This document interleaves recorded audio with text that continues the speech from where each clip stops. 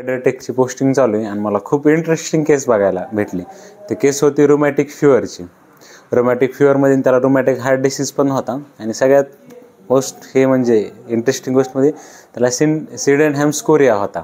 तर सिडेनहॅम्स कोरिया म्हणजे काय आहे की त्याला स्वतःच्या मूवमेंट कंट्रोल करता येत नव्हता हाताच्या. हेच रुमॅटिक फिवरचंच हे ब्रेनमधलं मॅनिफेस्टेशन आहे. तो मुलगा असं सारखा हात वगैरे हलवायचा आणि मूवमेंट करायचा.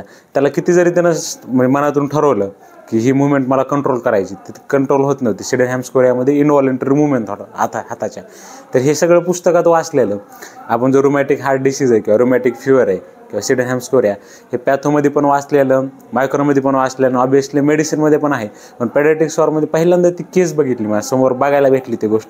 एवढं कॉमनली नाही म्हणजे दिसत नाहीत आपल्याला त्या केसेस. हिस्ट्री पण तशीच होती. तुम्हाला माहिती आहे आपलं ग्रुप ए स्ट्रेप्टोकोकाचं इन्फेक्शन होतं त्यामुळे फॅरिंजायटिस होता. त्या मुलाला पण अगोदर फॅरिंजायटिस झालेला आणि त्याच्या 15-20 दिवसानं त्याला ह्या गोष्टी चालू झालेल्या. म्हणजे फॅरिंजायटिस होऊनच ग्रुप ए स्ट्रेप्टोकोकामुळेच आपल्याला माहिती आहे रुमॅटिक फिवर हा डिसीज होतो. आणि तो आपली तर आलेला त्याला बेन्झाथिन पेनिसिलिन जी द्यायचो होतो आपण, तो त्याला दर महिन्याला डोस घ्यायला यावा लागायचा आपली.